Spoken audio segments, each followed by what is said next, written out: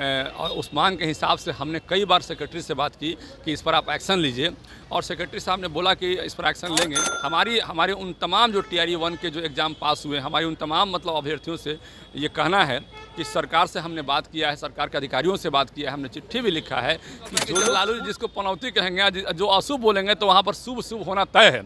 और उनके नज़र में भाजपा जो है, जहाँ भाजपा के जो भी हमारे नेतृत्वकर्ता हैं, चाहे आदरणीय अमित शाह जी हैं, चाहे आदरणीय नरेंद्र मोदी जी हैं, वो लोग जो हैं उनके नज़र में अशुभ हैं। लेकिन पूरे देश के नज़र में शुभ है। और हिंदुस्तान में इस बात को जनता जान चुकी है कि जो भारत माता की जय बोलने वाले लोग हैं उनका ही जीत पूरे भारत में होगा, और जो इंडिया माता की जय बोलने वाले लोग हैं उनकी करारी हार होगी। देखिए, आप देखे होंगे राजस्थान में सनातन धर्म को गाली दे रहे थे लोग बहुत शौक से, और तुष्टीकरण की राजनीति कर रहे थे।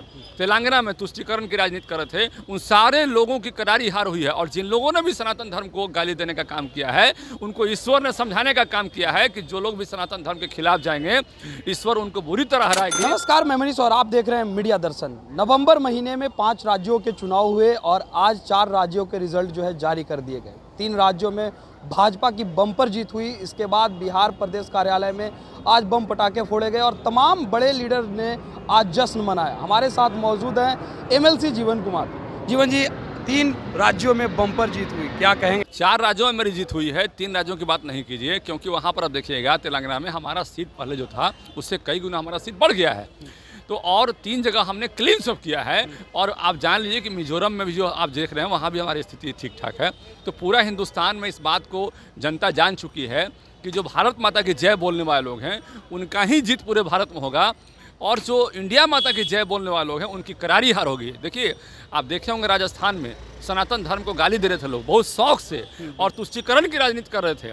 तेलंगाना में तुष्टीकरण की राजनीति कर रहे थे, उन सारे लोगों की करारी हार हुई है। और जिन लोगों ने भी सनातन धर्म को गाली देने का काम किया है, उनको ईश्वर ने समझाने का काम किया है कि जो लोग भी सनातन धर्म के खिलाफ जाएंगे, ईश्वर उनको बुरी तरह हराएगी। और ये प्रमाण आ चुका है, अब इसमें कोई अलग से प्रमाण की आवश्यकता नहीं है, आप जान लीजिए। अगर बात की जाए तो कर्नाटक में जब रिजल्ट जारी किए गए थे उस वक्त भाजपा पे तंज कसा जाता था और ये कहा जाता था कि बजरंगबली भी समझते हैं कि रियल आदमी जो है धर्म को कौन यूज कर रहा है, धर्म को कौन यूज नहीं कर रहा है। तो बजरंगबली ने सबक सिखाया है कर्नाटक में। क्या कहेंगे आप? पूरा देश देख रहा है कि जो लोग बजरंगबली पर तंग करते थे, जो लोग सनातन धर्म पे तंग करते थे, उन सारे लोगों को एक सबक मिला है। और आपने देखा लालू जी जो है कहते थे कि पनौती है नरेंद्र मोदी, तो उनके लिए तो अब तो हम ये मान के चल रहे हैं कि जब लालू जी जिसको पनौती कहेंगे, जो अशुभ बोलेंगे, तो वहाँ पर शुभ शुभ होना तय है।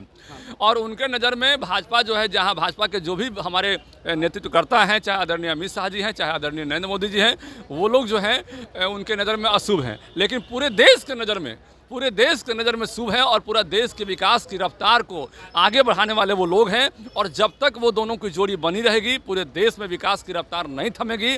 और भारत माता की जब हम जय बोलते हैं तो कुछ लोग जो चुनाव में बुरी तरह हारे हैं उनको तकलीफ होता था, लेकिन वो ये नहीं समझ पाते थे कि भारत माता की जय का मतलब हुआ कि भारत को पूरे हिंदुस्तान नहीं पूरे दुनिया में स्थापित करना है। इसका मतलब ये हुआ कि वो ये सोच रखने वाले व्यक्ति हैं, तो उनके सोच को बदलना होगा, उनके दृष्टिकोण को बदलना होगा। और जब तक उनकी दृष्टिकोण नहीं बदलेगी तब तक विकास की राजनीति वो नहीं कर सकते हैं। देखिए, 70 सालों में कांग्रेस ने जो शासन किया है, तो 70 सालों में उन्होंने हमेशा गरीबी हटाने का वादा किया, लेकिन गरीबी हटाने के वादे को भूल कर गरीबों को ही हटा दिया, अमीरों के रास्ते से गरीबों को हटा दिया।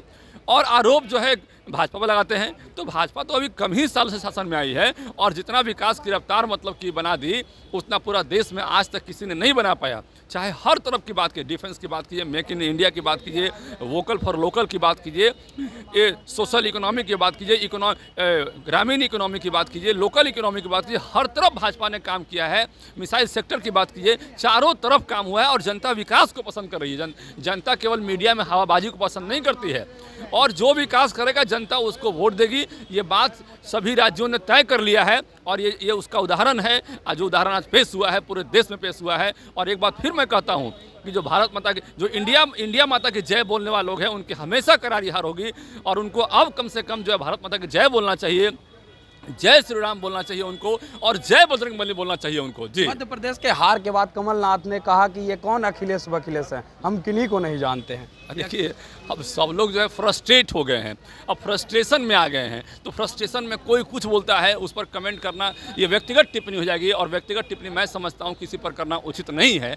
और बस इतना ही मैं संदेश देना चाहता हूँ कि आज का जो जीत है ये पूरे हिंदुस्तान में ये एक ऐसा सबक सिखाएगा लोगों को, खासकर उन लोगों को जो इंडिया माता की जीत बोलते थे और भारत माता की जीत से परहेज करते थे, उनको एक बड़ा सबक सिखाएगा। और विकास की रफ्तार की नींव रखने वाले हमारे आदरणीय नरेंद्र मोदी जी, जो देश के विकास के प्रगति के साक्षात साक्ष्य के रूप में हैं हमारे बीच में, उनको आज से हमारे आदरणीय पहले थे ही, पूजनीय भी हो गए पूरे देश की जनता के लिए। आखिरी सवाल मेरा, आप शिक्षक संघ से निर्वाचित एमएलसी हैं, एनआईओएस का जो सुप्रीम कोर्ट के द्वारा आदेश दिया गया है, तमाम अभ्यर्थी काफ़ी परेशान है कि छठे चरण में हमारी नियुक्तियां जो हुई है उसका क्या होगा, बीपीएससी टीआरई फर्स्ट में नियुक्तियां हुई है उसका क्या होगा। कुछ लोग तो कहना है कि एनसीटी जो है अगर वो हमें शामिल कर देती है अगर, तो शायद हम लोगों पर सुप्रीम कोर्ट का ये आदेश जो है वो नहीं लागू हो पाता। देखिए, सरकार के कुछ पैरामीटर्स होते हैं, उन पैरामीटर्स को हम लोग हमेशा सरकार से बात करते हैं कि उन पैरामीटर्स को शिक्षक अभ्यर्थियों के हिसाब से, विकास के हिसाब से, हमारे जो ट्रेनिंग, हमारे जो एग्ज़ाम देने वाले लड़के हैं उनके हिसाब से, जो बच्चे हैं उनके हिसाब से आपको उसमें चेंजेस करना चाहिए। हम लोग लगातार बात करते रहते हैं, और जहाँ तक संभव हो पाता है हमें लगता है कि सेंट्रल गवर्नमेंट ने भी काफ़ी उसको करने का काम किया है, और जिन चीज़ों पे और सुधार की ज़रूरत है उस पर भी विचार विमर्श वो करते रहते हैं। इसमें कहीं से भी अलग ये नहीं इशू नहीं है। और हमारे उन तमाम जो टीआरई 1 के जो एग्ज़ाम पास हुए, हमारी उन तमाम मतलब अभ्यर्थियों से ये कहना है कि सरकार से हमने बात किया है, सरकार के अधिकारियों से बात किया है, हमने चिट्ठी भी लिखा है कि जो लोग छूट चुके हैं उनका भी व्यवस्था कीजिए, क्योंकि वो भी इस बिहार में हकदार हैं, और इस पर हमें लगता है कि सरकार को कुछ करना चाहिए और कोई ना कोई कार्रवाई जरूर होगी। स्टूडेंट तो सीधे मांग कर रहे हैं कि 8वें गजेट में हम लोग को शामिल किया जाए, हम लोग को गजेट में अगर शामिल कर दिया जाएगा तो केंद्र सरकार का जो आदेश है वो शायद हम लोग पे लागू नहीं हो पाएगा। जो एनआईओएस से डीएलईडी किए हुए अभ्यर्थी हैं उनका ये कहना है। देखिए, स्टूडेंट का मांग को हम और उस मांग के हिसाब से हमने कई बार सेक्रेटरी से बात की कि इस पर आप एक्शन लीजिए, और सेक्रेटरी साहब ने बोला कि इस पर एक्शन लेंगे। हम लोग थोड़ा मजबूर भी हैं और कुछ चीज़ें ज़रूरी भी हैं, तो हमें लगता है कि सरकार को इसमें एक्शन लेना चाहिए, और सरकार के बेहतर एक्शन से इसमें बेहतर रिजल्ट आने की संभावना है। जी, धन्यवाद।